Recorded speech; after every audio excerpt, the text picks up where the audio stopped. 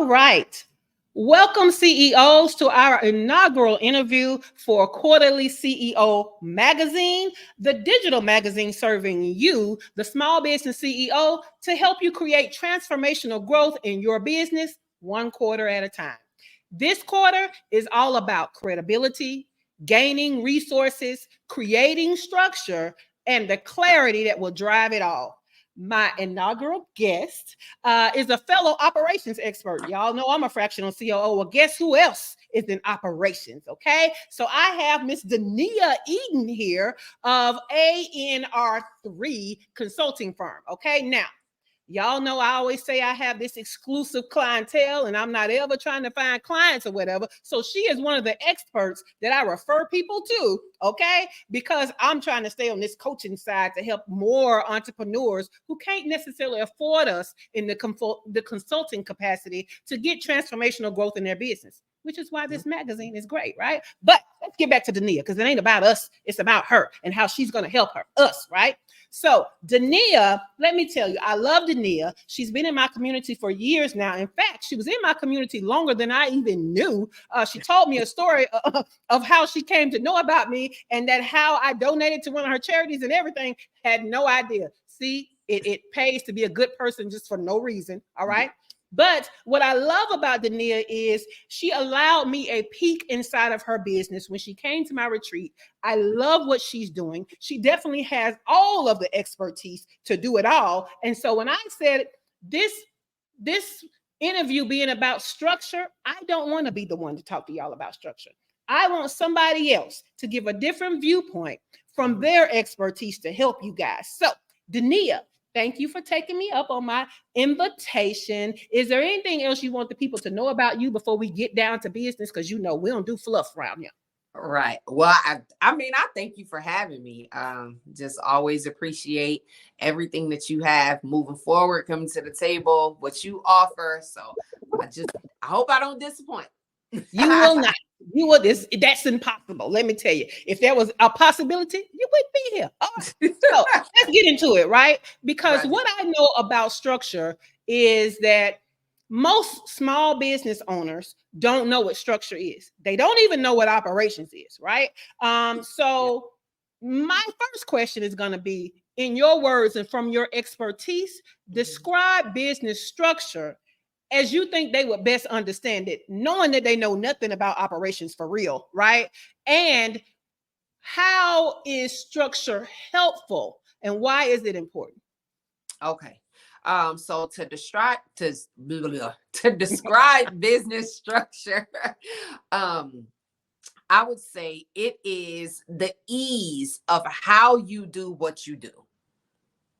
So it's the ease of it. If you're fumbling, your structure is not good. If you do something different every day, the structure is not good. If your answer changes depending on who you talk to, the structure is not good. So you said describe structure. So yes, I would say the ease of how you do what you do. Yeah. And I'm trying to remember the next question. Oh, the other part was, I think you kind of answered both of them, right? But just in case you want to add something, because we want all the value, right? So just in case you want to add, the second part of that question was help them understand why it's important, right? Why is structure important? Because that's what we know.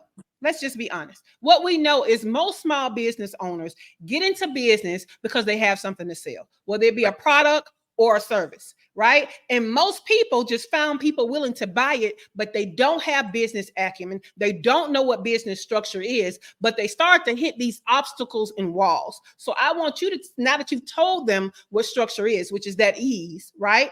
I want you to tell them why it's important to have that structure.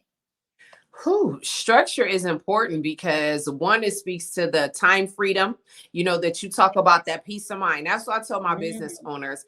The biggest purpose for your structure is to have peace of mind. If you are waking up in the middle of the night, writing down stuff that you forgot to do, and you're scrambling all over the place, then your structure is not in place. And the purpose of it is for you to expand. You can't grow or expand if you're still operating. What is that? Where the grandparents used to always stuff the money in a mattress at the house. It's not Yeah. growing if it's hovering, in one space. Yeah. So yes, structure is extremely important if you want to grow or even add another person to the fold. You can't Mm. add another person if your structure is all over the place.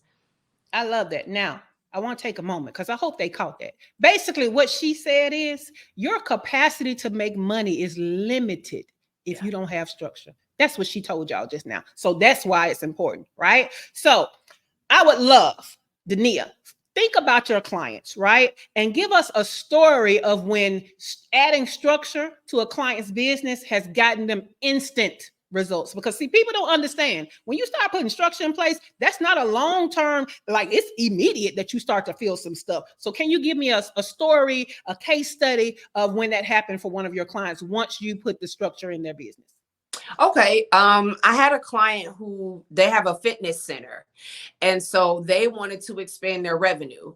But when you Mm-hmm. first walk in, the fitness center had 3 spaces. When you Mm-hmm. first walk in, this is where everyone works out at.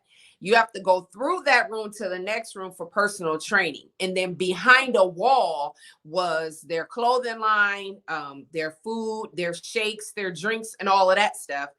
And so Yes. I told him, this is off. If you want to expand and you want to be able to sell, you want people to buy into your meal prep and all of that stuff. I said, okay, we need to move all of this to the front so that as soon as people walk in, it's right there. Or as soon as they get Mm-hmm. finished working out, they can grab a shake and then they can go.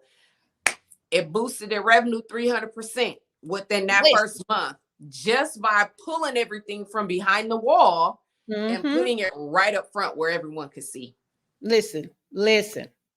Immediate, right? Yeah. And so what I love about you, Denia, is you bring to the table an expertise of brick and mortar businesses. And you know, I your girl don't do brick and mortar, right? I stay online. I like to work with people that have online businesses because what I know is brick and mortar brings a whole different feel to it, whole different set of problems and a whole different set of even positive things. But Yeah. I prefer to deal with online because I myself don't have a brick and mortar business, right? Yeah. My business is virtual and online. So I love that you gave that type of example. Now, but do you have an example for someone who may be virtual and doesn't have a brick and mortar? Where I help them change something. And see, and that's Yeah. funny because yeah, I do. One of my clients, they're actually in Tampa, Florida, and Mm-hmm. he has a concierge service, kind of like Uber and Lyft, but a little more upscale.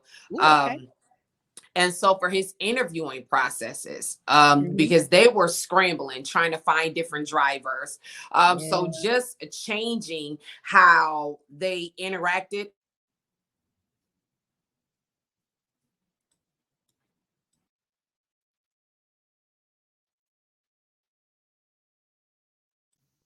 One. Okay. So I had a client who's actually in Tampa and they have like a concierge service. They do tours and things of that nature, and they do upscale drop-offs for clients. And Mm-hmm. so I had suggested that they alter the way that they interact with their Mm-hmm. clients. And so when they call in, just the customer service aspect of it. And then he ended up getting a referral for Ooh. Adam Sandler as Oh, one of wow. his passengers. Uh-huh. That's Yeah, awesome. just like See? changing the way that they receive the clients when they call in and the processing to book the call, the ride. Look at that. See, I love that because as a fractional COO, what I know is I started to, when the first person did it, I was like, I don't know what they mean by that. But then I realized that everybody that hired me as a fractional COO would say the same thing. Within the first week, they would all say, wait, how long is the contract? Like, you're not going to just leave, are you? Like, because those people don't understand. It's like you said, it's ease, Yeah, right? They immediately feel that lift of stress and burden of some of the things going on. Not everything, but they have an immediate result happening that they know that they have done the right thing in hiring us, right? And so that's what I needed people to understand. There can be immediate relief when you start to put structure in place in your business, right? mhm, Because like she said, it's that ease, and you want that ease now. I know you do. right. Okay, so let's talk about this because a lot of people think that structure is just for them, right? Mhm. I would love it for you to say or to tell me your thoughts on how important structure is to the credibility of a small business. Oh my goodness. Yeah. Structure is paramount to the credibility for a small business, Yes. because there are so many times where a lot of the negative reviews on Google is because the Mm, structure is off. A lot of negative reviews on Better Business Bureau is because the structure is off. Something as small as letting someone know, my apologies, we ran out of the product that you have. We had mm, to order some more. Just in the communication. Oh my goodness. You having a lack of structure can either mm. make or break your name in the community. People will start to look Yes. at you as an individual as being a Yes. piss poor person because your structure is jacked up within the business. Most definitely, most definitely. And I'm gonna throw some more stuff at you, right, to get your opinion on it, because people don't understand how structure is stopping their money, right? They say that I don't have time to put structure in place, but what they're really saying is I don't have time to make more money, right? So I'm gonna throw Yes. some words at you, and you tell Okay. me what comes off your brain when it comes to structure and these things. Okay. Outside funding, Oh, strategic partnerships, ah, high ticket clients. What yes. comes to mind when you think of Oh my those things and goodness. lack of structure? That's what they want. I mean, how can you go to and inquire for someone to partner with you and you don't have a business plan? Mm, Or God forbid your books are off. If you're asking for someone for capital for your business, or even if you're looking for a line of credit, they need to know what your numbers are. What is your profit and loss? If you're like, oh, I got all these receipts, no. not at all. I Yes, love it. I love it. yeah, that and referrals. I cannot refer you if you do not have all your ducks in a row, because my Yes. credibility is on the line Mm. Okay. Look, I don't think they was ready for all of that, right? But I also, what I know is, like you said, not just reviews of people and not just referrals, but what I know is this is why small business owners and entrepreneurs have a bad reputation overall. This now. is Yes. why we have to fight through as people who give professional service. This is why we have to fight through and get the clients, because somebody took a chance on somebody who didn't have structure and they came out unprofessional than a mug, right? That they were unable to give what they promised. And it's Yeah. not that people have bad intentions, it's that you have bad structure, Right. right? Cool, cool. I just wanted to know because maybe it was just me, but I was like, Yeah. these are some things that I think about that structure plays a huge part in with credibility. Okay, let's talk And about leaving money resources. on the table. When you were talking Yeah, about the money, you yes, lack the opportunity to upsell, right? Where you yes. could have sold someone exactly what they told you they wanted. But if you're Mhm. operating on full cylinders, then you get to upsell because you're adding more value to what it is that they already purchased. Yes, ma'am. Tell me, I hope I give value and don't disappoint. Yes, ma'am. Queen Operations, Denia. I already knew. Okay. So let's talk about resources, right? Mhm. Because what people don't understand is structure has to do with the resources. They are directly coordinated. So I want you to tell them in your own words what role does structure play when it comes to having the resources needed for their small business. You actually get more bang for your buck if your structure is in place. So it's just like I'll use one of your phrases: either you hire a thinker or a doer. If Yeah. you don't have the structure in place, you're going to spend more money consistently hiring thinkers that aren't doing what it is that you need them to do. Yeah. Um, with software and things that people purchase, it's like all of the resources that you need. You buy everything that someone says that you should have, and then you get through the end of the year and you didn't need half of it. But had you had your structure in place, you would have been able to purchase exactly what you needed when you needed it to help you move forward faster. Look at that. Look, see, I just want people to know because they swear I be hurting their feelings, right? They swear, I just say stuff, but I try to tell them, right? Because at the end of the day, you don't even know what you need for your business until you have the structure in place. And you could save money, right? Or what could happen is you might have to spend more money, but you'll be able to make more money because you have all the things in place that you need in place. So I just wanted my operations sister to tell y'all, because y'all say I fuss, so I just wanted her to tell y'all that. So something key that she said, not only does it not help you to understand what resources you need, it helps you to get a return on investment on the resources that you have. I love it. And I love how when I said resources, because we are operations, we know, but that you brought in team. Because most people think about physical stuff or tech stuff. They forget that it's human resources, right? They forget all about that. So see, thank you. Okay, so now that we're getting clear on stuff, right? Tell me, in the realm of clarity, how does a clear structure help set and achieve revenue goals? Ooh, you can't go where you don't know. Say that again.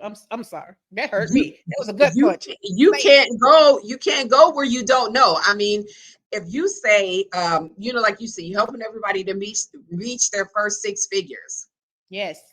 You can say that's your goal, but if you're only making $100 every 2 weeks, how are you going to reach if you don't have a structure in place? People who say that they want to lose weight, right? Mm-hmm. Yes. You can't lose weight without a structure. You have to know when you're going to go to the gym. It's the same with the business. You can't wake up when you feel like it and expect to have structure or goal for your business.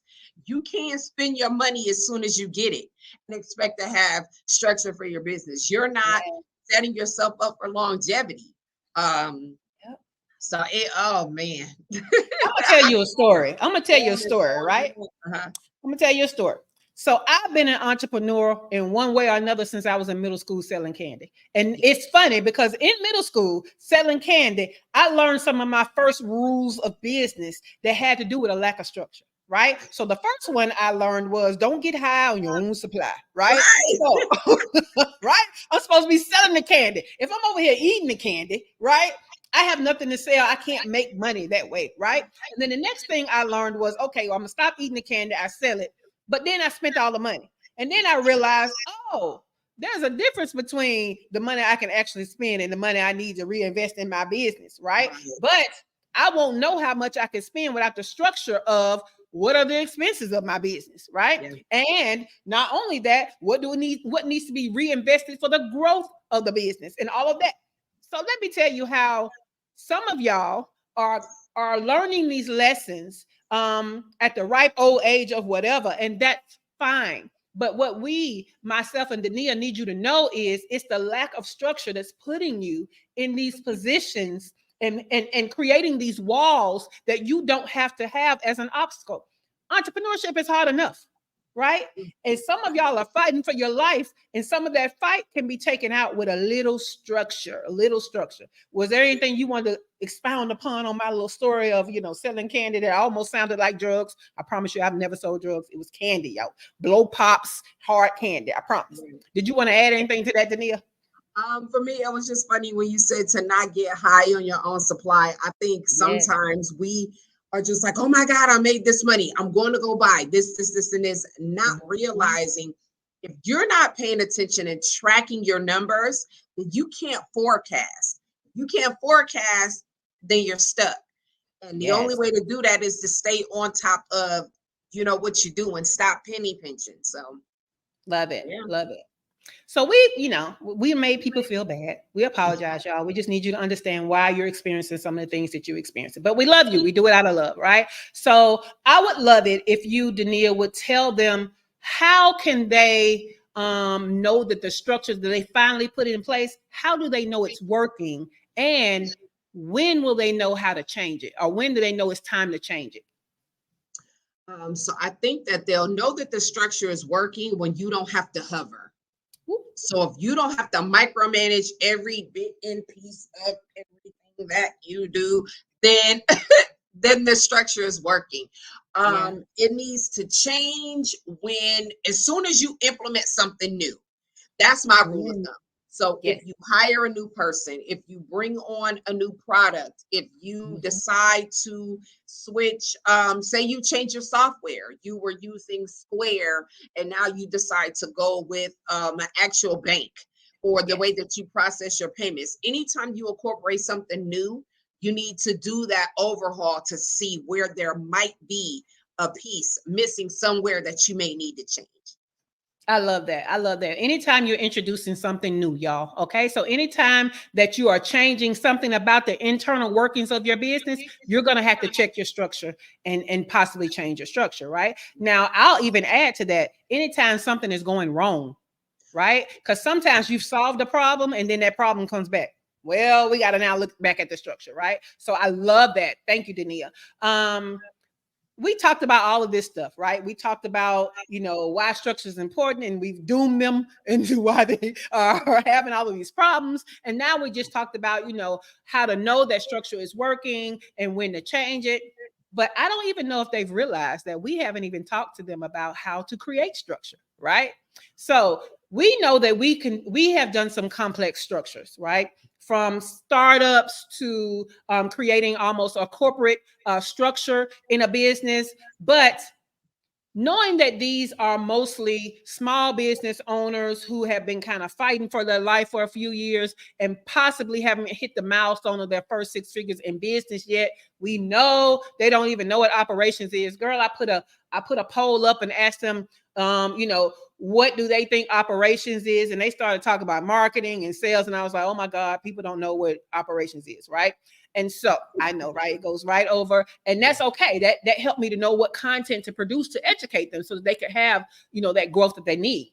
But creating basic structure, right? What is your recommendation and your suggestion for where they should start creating structure? Like they've been in business and some of them a couple of years and they're having these issues and they're like, okay, you've convinced me. I know I need structure. Where do you suggest they start? Start within. You have to start within yourself. Do you run like a well-oiled machine? Do you have your schedule set in place for yourself? Like you said, the one calendar system. Do Mm-hmm. you set alarms to tell yourself when to start something, when to stop? Because you can get so engulfed in the one part of your business that you love that everything Mm-hmm. else goes by the wayside. Have you set your schedule of when you're supposed to do your books, when you're supposed to do your mileage, when you're tracking your inventory?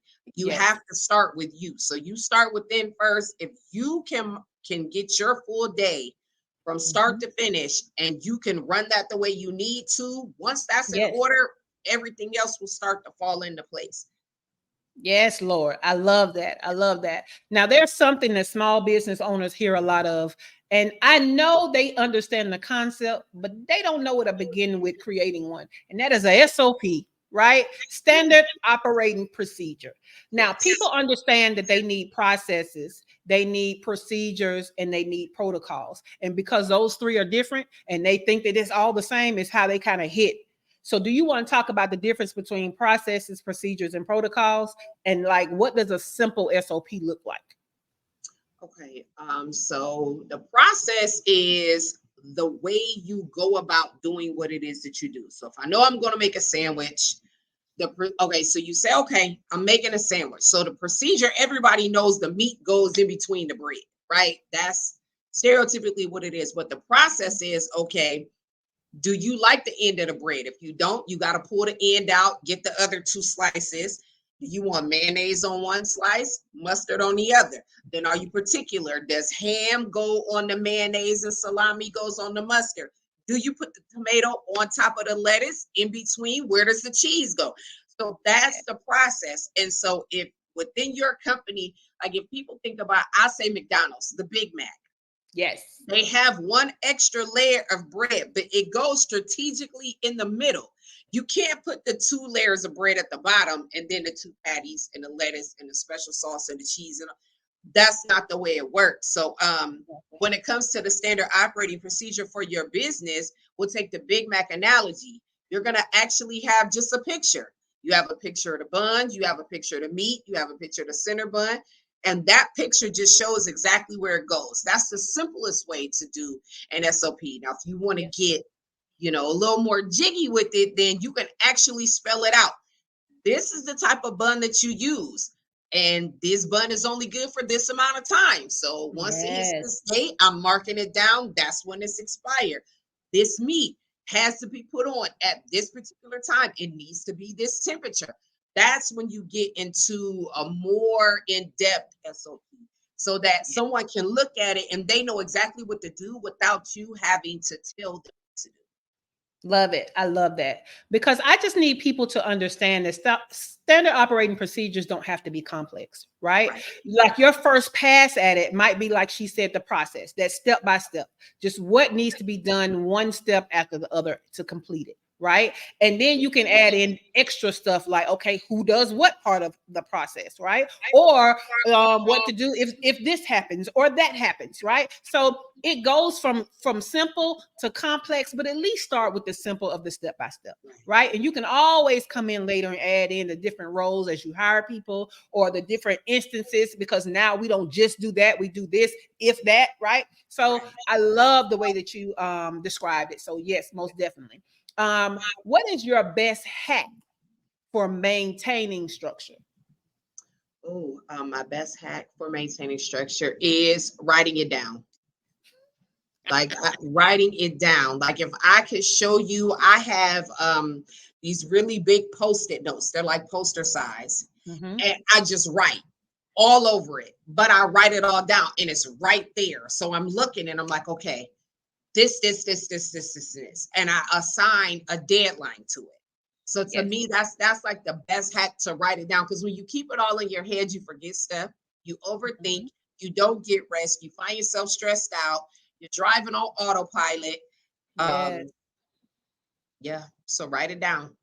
I love that. Somebody in our community, our best-selling book editor, Heather Asiame, she always tells us that our brain is not a file cabinet, right? Like it's not going to hold all of that stuff. So you have to write stuff down or record it some kind of way. Say you're not a writer, then type it, right? Record it as a voice note, make a video, right? Some of y'all are thinking about standard operating procedures and you're thinking to type all of that out is going to be too much. Record a video. We just need them to have the step-by-step. The format is up to you, right? So write a video. So Denia, you have helped the people. Let me tell you, you have done God's work to help the people because you've helped me to get them to see what structure is, why it's important, and even how to create it, right? And what they're missing out on when they don't have it. But my final question for you is, as an operations expert, just in operations, we've already established that most of our small business CEOs don't quite know what we mean by operations. When it comes to operations, what would be the most transformational thing for their business that you can share with them? Ooh. And it doesn't have to be about structure, just anything in operations that you want to share. Anything in operations. Yes. Make sure that your thought process is a fluid concept. Ooh, like I think a lot of times we get this tunnel vision, right? And we feel like, okay, this is the only way. I've ran into a lot of people who they started their business based on something they used to do for someone else. So they try to copy what that person did, and that's not going to work for you. You are a totally different individual. Wow. So you have to make it a fluid concept and be okay with that. I love that. And let me tell you where I see it the most as a fractional chief operating officer. I see it the most when my small business CEO has scaled and we have team now, right? And they want them to do it exactly the way that they used to do it, right? That's where I see it a lot. And they don't understand that that's micromanaging.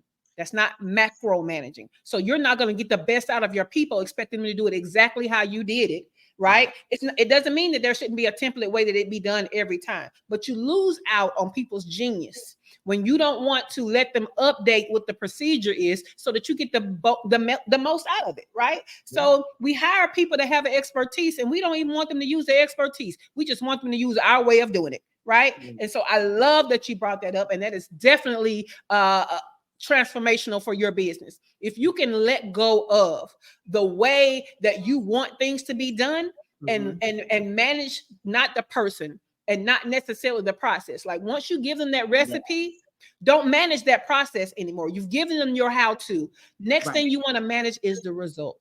And that allows people to use their genius. And so with that said, Denia, I thank you for allowing us to use your genius, because you know, I'm all about giving the people what they need to have that transformational growth, and give it to them in a way that they can digest it and they can actually have actionable things to do. So you've helped me with that. And so I don't know what you were talking about earlier about disappointment, because I know who I chose to come here and help us with structure. And I just want to thank you, because really, I just can't thank you enough. So Denia Eaton, ladies and gentlemen, Denia Eaton. Thank you, Denia.